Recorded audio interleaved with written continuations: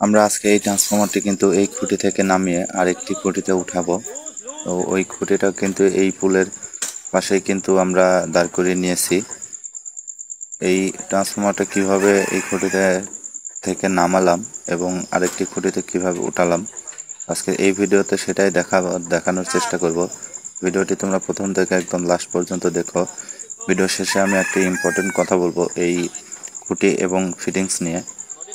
জানতে হলে অবশ্যই ভিডিওটি প্রথম থেকে একদম লাস্ট পর্যন্ত দেখো, তাহলে কিন্তু তোমরা বুঝতে পারবে ইম্পর্টেন্ট কথাটা আসলে কি।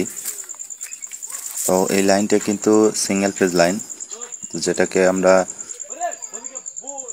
অনেকেই ওয়ান ফেজ বলে থাকি এবং সিঙ্গেল ফেজ নামে পরিচিত। তো এই খুঁটিতে একটি ইম্পর্টেন্ট কথা আছে, আমি ভিডিও শেষে বলে দিব।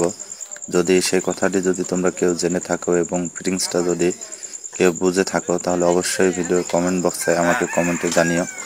আর যদি না বুঝে থাকো তো অবশ্যই আমাকে কমেন্টে বলতে পারো, আমি রিপ্লাই দেওয়ার চেষ্টা করব।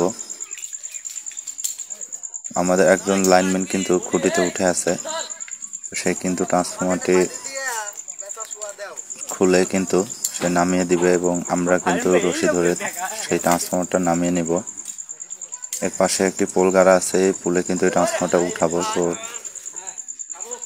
তোমরা ভিডিওটি দেখতে থাকো। আমাদের লাইনম্যান কিন্তু ট্রান্সফরমারটি নামানোর জন্য যে নাটগুলো ছিল, এই ট্রান্সফরমারটি যে নাটে বসেছিল সেই ট্রান্সফরমার নাট কিন্তু অলরেডি সে খুলে ফেলেছে এবং নামানোর জন্য কিন্তু রশি কিন্তু লুজ দেওয়া হচ্ছে। আমাদের লাইনম্যান কিন্তু চেষ্টা করতেছে যে তারগুলো আছে তারগুলো থেকে ছেদ করে জিনিসটা ট্রান্সফরমারটা নামানোর। তো ট্রান্সফরমারটা কিন্তু নেমে আসতেছে, তোমরা দেখতেই পারতেছো।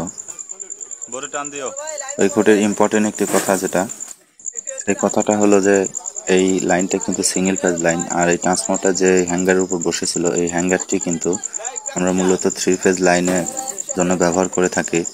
তো এইটা সিঙ্গেল ফেজ লাইনে কি কারণে ব্যবহার করলো, যদি কেউ জেনে থাকো অবশ্যই কমেন্টে জানিও, আমি রিপ্লাই করার চেষ্টা করব।